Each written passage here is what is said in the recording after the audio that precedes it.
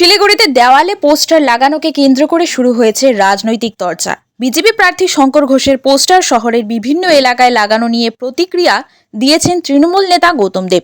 তিনি এই বিষয়টি নিয়ে কটাক্ষ করে বলেন, নির্বাচনী বিধি মেনে চলা উচিত সকলে। পোস্টার লাগানো নিয়ে নির্দিষ্ট নিয়ম থাকলেও তা মানা হচ্ছে কিনা তা নিয়ে প্রশ্ন তোলেন তিনি।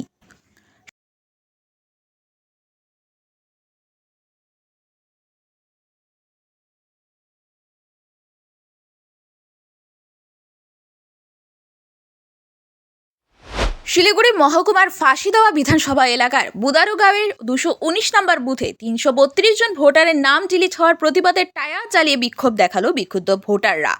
এই বুথে মোট 882 জন ভোটার, তার মধ্যে 332 জনের নাম ডিলিট। আর এই এলাকার রিয়েল খাতেজা খাতুন, তার নামও ডিলিট। এই প্রতিবাদে রাজ্য সড়কে টায়ার জ্বালিয়ে বিক্ষোভ দেখালেন।